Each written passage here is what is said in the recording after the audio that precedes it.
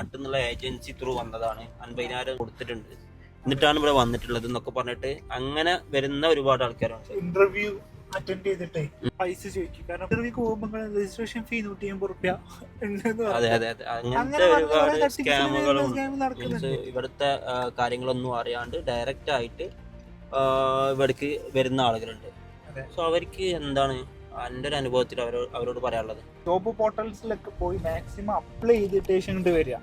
ആൾക്കാർ എന്താ ചെയ്യണമെന്ന് വെച്ച് കഴിഞ്ഞാൽ അവർക്ക് പറ്റിയ ജോബിലല്ല കയറുന്നത്, എന്തെങ്കിലും ഒരു ജോബ് കിട്ടുന്ന പൈസ ജോയിൻ ചെയ്യാം മൈൻഡ് സെറ്റിലാണ് ഇപ്പം എല്ലാവരും ഇവിടെ ഇട്ട് പോകുന്നതാണ്. ശരിക്കും വീട്ടിലത്തെ പ്രശ്നങ്ങളായിരിക്കാം.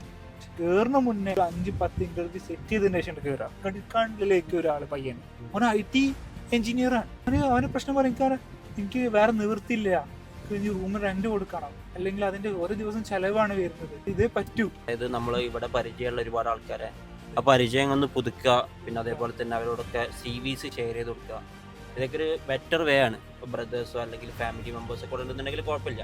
അതല്ലാത്ത ഒന്നും അറിയാണ്ട് ഇവിടെ വന്ന് പെടുന്ന ഒരുപാട് ആൾക്കാരുണ്ട്. അവർ ഒരുപാട് ചൂഷണങ്ങൾക്കൊക്കെ മീൻസ് ചൂഷണത്തിൽ പെടാനൊക്കെ ചാൻസ് ഉണ്ട്, ഒരുപാട് ഫണ്ടൊക്കെ പോകാൻ വേണ്ടിയിട്ടുള്ള ചാൻസ് ഉണ്ട്. സോ നിങ്ങൾ ഭയങ്കര കെയർ ആയിട്ട് ഇരിക്കുക എന്നുള്ളതാണ് നിങ്ങൾ മെയിനായിട്ട് ചെയ്യേണ്ടത്.